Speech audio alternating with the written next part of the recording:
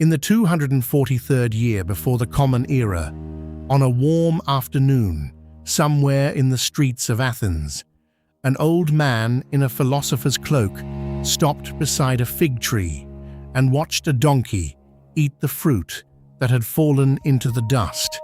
The old man was Chrysippus of Soli, the third head of the Stoic school, whose books were said to number more than 700, whose logic had already outstripped Aristotle's, and who was regarded by his contemporaries as the man without whom there would have been no Stoa at all. He called out to the slave beside him and told her, "We are told to give the donkey some unmixed wine to wash the figs down."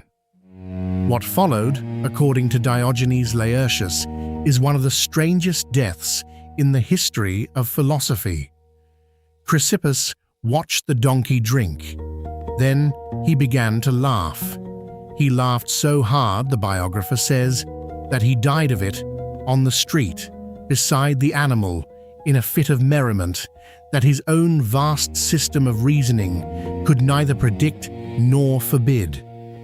The most rigorous logician of the ancient world was undone by his own joke about a drunk donkey. Whether the story is true, one must consider, is almost beside the point. It was preserved for a reason.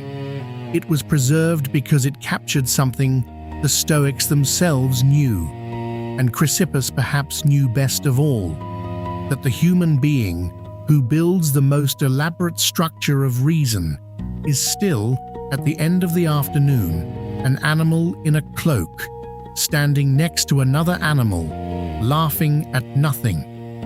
Let us reflect on what this death was meant to teach.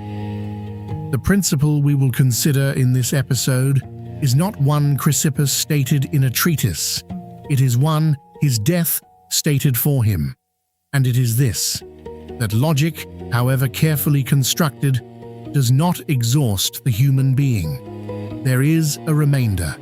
There is always a remainder.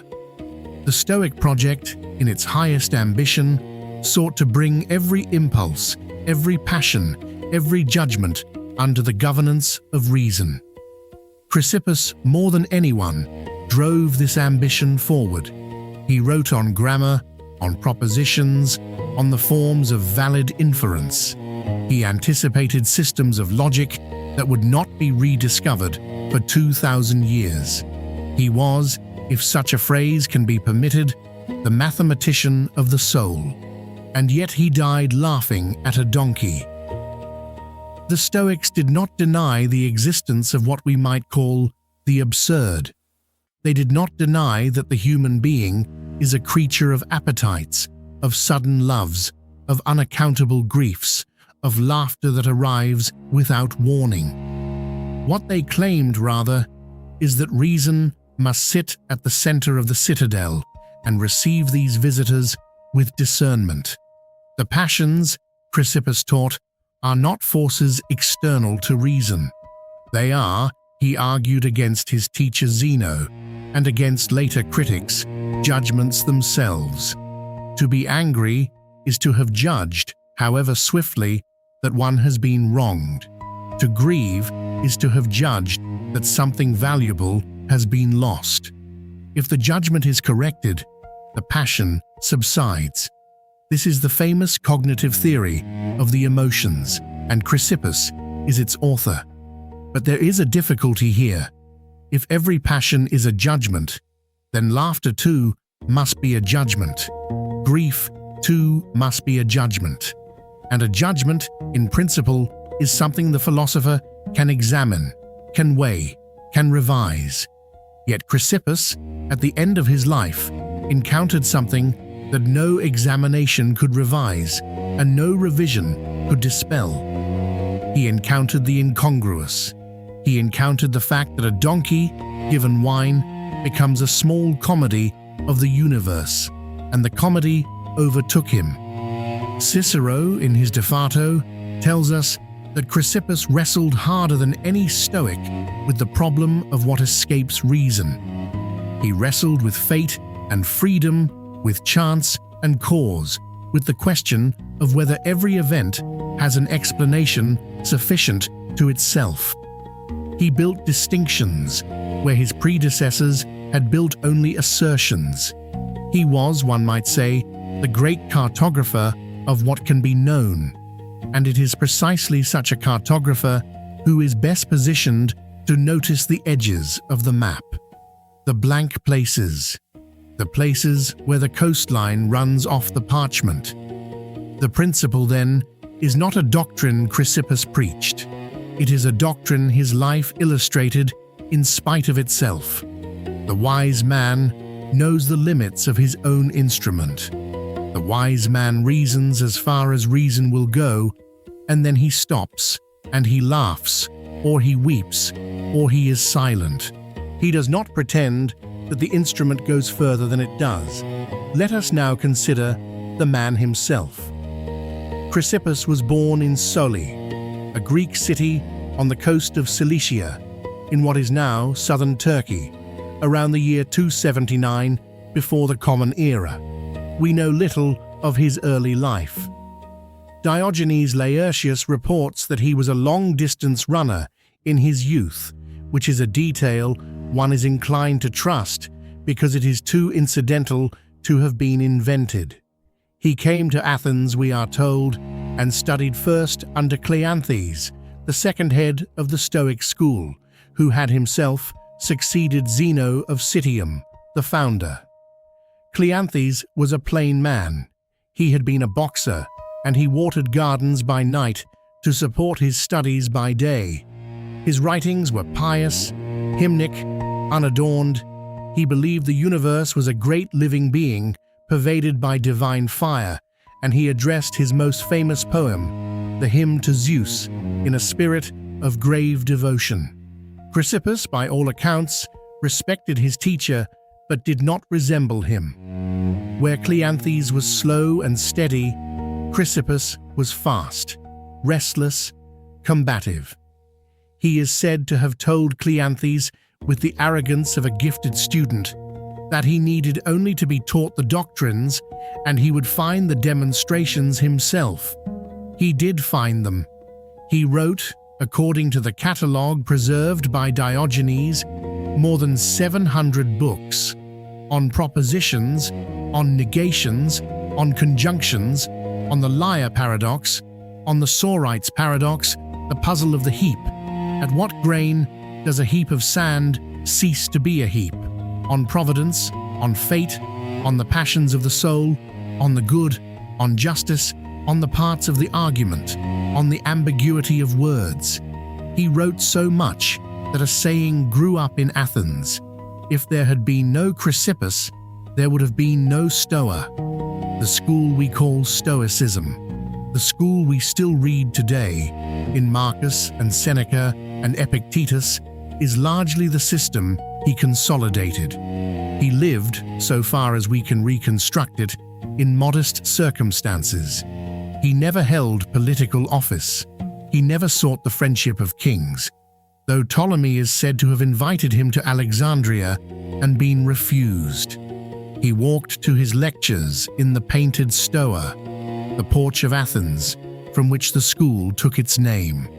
He wrote at his desk. He argued with rivals, particularly the academic skeptics, who delighted in showing that his elaborate defenses of certainty rested on distinctions no firmer than the certainty they defended. He wrote responses. He wrote responses to the responses.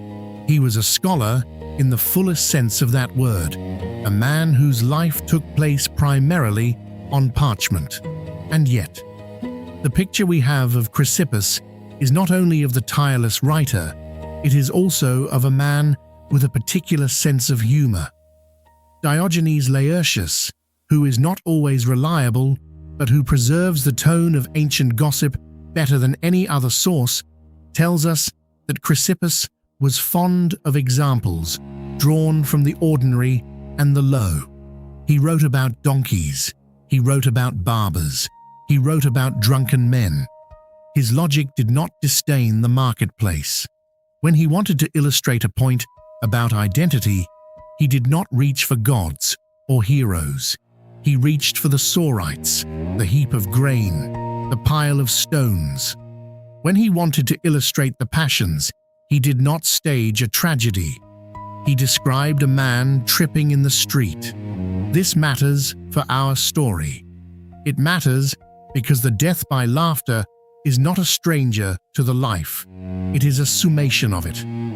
A man who spent his career noting the comic absurdities of ordinary logic, the small paradoxes hidden inside common speech, was a man already trained to see the joke in a donkey drinking wine. He had been rehearsing that laughter, in a certain sense, his entire life. The specific occasion, as Diogenes tells it, was this. Chrysippus was at a sacrifice or a festival, we are not sure which. Figs had fallen from a tree. A donkey had begun to eat them. Chrysippus, seeing this, said to his attendant, "Now give the ass some unmixed wine, that he may wash down the figs." The joke, one should note, is not obvious to us. It rests on a Greek pun, and on the fact that Greeks diluted their wine with water as a matter of civilized practice.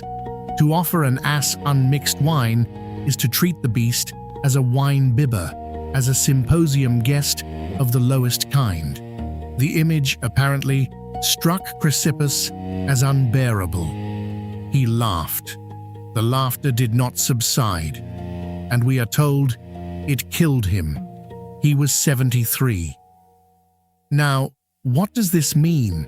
What does it mean that the greatest logician of the ancient world was killed by his own joke? Let us examine it carefully. The Stoic doctrine of the passions holds that no emotion overwhelms us from outside. Every passion is a judgment we ourselves make. If we grieve too much for a lost child, it is because we have judged the child to be more valuable than the order of the universe allows any single thing to be. Correct the judgment, Chrysippus teaches, and the grief subsides. Correct all the false judgments, and you will live in tranquility. The wise man, the sage, is the one whose judgments are all in accord with nature. He does not grieve, he does not fear, he does not laugh, one might suppose, to excess. But Chrysippus laughed to excess. He laughed himself into his grave. There are three ways to read this. The first is that the story is simply false, invented by later biographers, perhaps by hostile ones, to make sport of a philosopher whose seriousness had grown tiresome. This is possible. Diogenes Laertius, in fact, offers two accounts of Chrysippus's death, and the other is that he died from drinking undiluted wine himself at a feast. Both stories involve wine. Both stories, one notices, involve the philosopher being undone by something small and ridiculous. The tradition, whether it invented the details or not, wanted him to die this way. That itself is a kind of evidence about how his contemporaries understood him. The second reading is that Chrysippus, at the end of his life, failed to live up to his own doctrine. He judged the ass's drunkenness to be more comic than it deserved to be. He allowed a passion, laughter, to overtake the citadel of reason. He was, in the end, only a man. This reading is unflattering, but honest, and it is probably what many later Stoics thought when they heard the story. Marcus Aurelius, 4 centuries later, would return again and again in his meditations to the theme of not letting oneself be shaken by trifles. Chrysippus, on this reading, was shaken by a trifle. He died of it. The third reading, and the one this episode will propose to you, is deeper. It is that Chrysippus did not fail. He was surprised. He was surprised in a way his own philosophy did not fully account for. The doctrine of the passions says that emotions are judgments and can be corrected. But Chrysippus's laughter was not the sort of thing that presents itself for correction. It did not arrive as an argument. It arrived as a seizure of the whole animal. The old philosopher, who had spent 70 years teaching that the human being is a rational animal, discovered in his last moments that the accent falls sometimes on the second word rather than the first. He was as animal. He laughed. The laughter killed him. This is not a failure of Stoicism. It is a completion of it, if we read the school with sufficient generosity. For the Stoic project, at its best, is not to abolish the animal in the human being. It is to see the animal clearly. It is to know what one is. Chrysippus, in dying, saw what he was. He saw that the greatest logician who had ever lived was still the sort of creature who could be undone by a donkey and a fig. And rather than resist this, he yielded to it, and he departed the world in the state of a man who had, at last, understood. There is a passage in Epictetus, who came after Chrysippus by several generations, and who considered himself the philosopher's disciple, that bears on this. In the Discourses, Epictetus says, "We are told that when a man thinks himself wiser than his own nature, he becomes ridiculous, and when a man knows his nature and laughs at his own place within it, he becomes something rarer, something the world has too few examples of." The passage is not about Chrysippus by name, but it might as well be. Consider also this. Chrysippus wrote extensively about the Sorite's paradox, the puzzle of the heap. If you remove one grain of sand from a heap, is it still a heap? Yes. If you remove another? Yes. And so on. At some point, the heap is no longer a heap, but there is no single grain whose removal effects the change. The category dissolves without any specifiable moment of dissolution. The Sorites, one begins to see, is not only a puzzle about heaps, it is a puzzle about laughter. At what point does amusement become mirth? At what point does mirth become the fit that carries the old body away? There is no single laugh that does it. Each laugh is only a laugh, and yet the philosopher is dead. Chrysippus, of all men, would have appreciated the joke. The joke is his own doctrine turned back upon him. Let us now state plainly what the principle is, so that you may carry it with you. The principle is this: reason is a great and noble instrument. It is perhaps the greatest instrument the human being possesses. To cultivate it, to sharpen it, to submit one's judgments to it, is the labor of a lifetime, and it is the labor the Stoics rightly recommend. But reason is not the whole of the human being. It is not even, in the final analysis, the ruler of the human being. It is the highest servant. It serves an animal that laughs, that grieves, that dies, that is made of flesh and salt, and the small warm blood that any donkey shares with any philosopher. The Stoic wisdom, properly understood, is not the pretense that the animal has been overcome. The Stoic wisdom is the clear-eyed acknowledgement that the animal is what one is, and that reason is what one has, and that the honest life is the life in which the second is used, faithfully and without illusion, to serve the first. Chrysippus, in his hundreds of books, taught us how to reason. In his death, he taught us the limits of the reasoning. Both lessons are Stoic. Both lessons are necessary. If we take only the first, we become brittle. We become the sort of student who imagines that a syllogism can protect him from grief, that a chain of definitions can hold back the hour of death, that if only he thinks clearly enough, he will not be caught unawares by anything. He will be caught unawares. He will be caught unawares because he is a human being, and human beings are caught unawares. That is what it is to be one.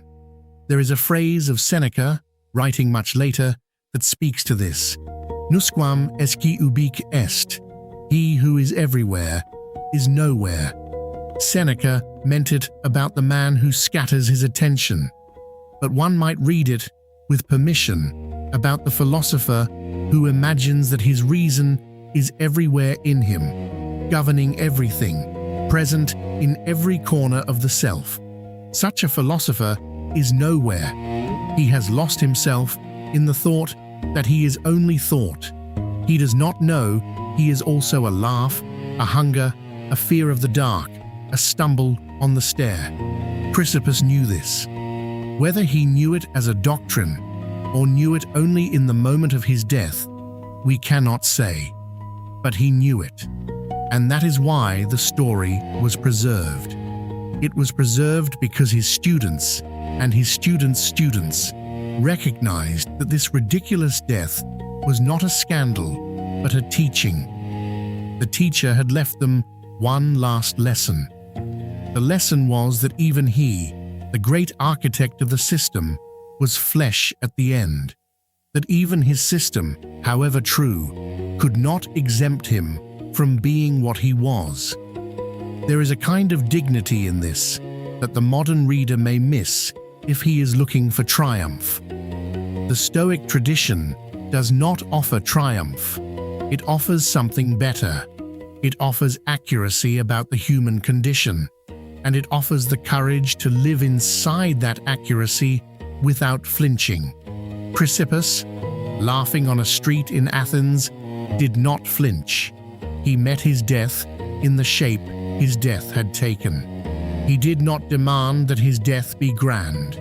He allowed it to be small and comic and absurd and unaccountable by any rule he had ever written. This is not weakness. This is the strength of a man who has already relinquished the demand that reality conform to his expectations of it. The universe presented him with a drunken donkey.